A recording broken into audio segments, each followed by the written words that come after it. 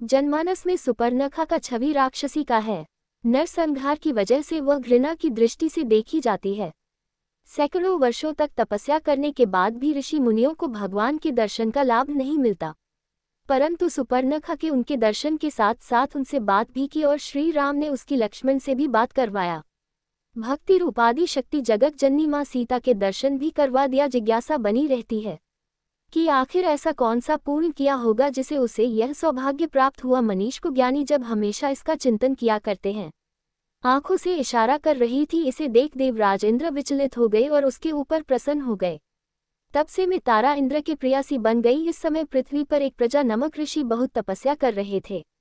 भंग करने हेतु इंद्र नयनतारा को पृथ्वी लोक पर भेज दिया, परंतु होने पर नयनतारा को रक्षा से होने का श्राप दे दिया। ऋषि की क्षमा याचना करने पर उसे कहा कि रक्षा जन्म में ही तुझे प्रभु का दर्शन हो गई। तब वह अप्सरा अध्याय बनी। उसे दिन निश्चय किया कि प्रभु के दर्शन होने पर उन्हें प्राप्त कर लेगी। वही नयनतारा वाला मोहक रूप बनाकर भगवा रंग के पास गई, परंतु एक गलती कर बैठी, वह भी है कि पर ब्रह्मा भगवान विष्णु को पति रूप में पाने की इच्छा प्रकट की और कहती है कि इस पृथ्वी पर तुम जैसा पुरुष नहीं, मुझ जैसी नारी नहीं, हमारा संजोग अर्जुन होगा।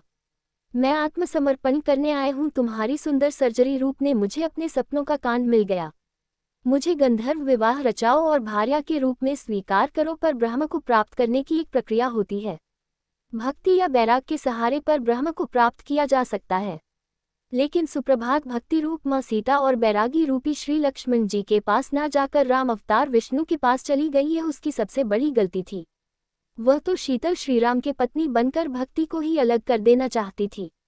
इसके अलावा को प्राप्त कर सकती थी, परंतु को भी ना कर अर्थात बैरागी रूपी श्री लक्ष्मण के पास भी ना जाकर और अहंकार में आकर सीधे प्रभु के पास चली गई। उसमें अहंकार हो गया।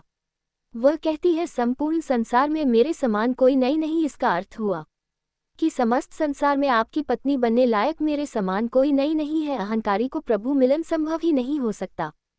फिर भी उचित प्रक्रिया का ज्ञान करने के लिए उसे बैरागी रूपी लक्ष्मण के पास प्रभु ने भेजा था कि उसे प्रभु मिलन की सहित भीम का ज्ञान हो सके।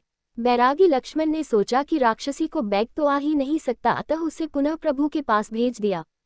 तब प्रभु ने कहा कि मैं तो भक्ति में विवश हूँ। तब सुपर का भक्ति रूप माँ सीता के पास गई, परंतु वहां भी एक अपराध कर बैठी। प्रभु सीता के बस में है, अतः मैं सीता के ही खा जाऊं। परंतु लक्ष्मण जी ने क्रोध में जाकर उसके नाक कान काटकर अंग भंग कर दिया। प्रभु के कार्य को पूरा करने के लिए उनके सहायिका बनाकर प्रभु के हाथों से घर दूसरा रावण, कुंभकर्ण, मेघनाथ आदि राक्षसों का मरवा दिया।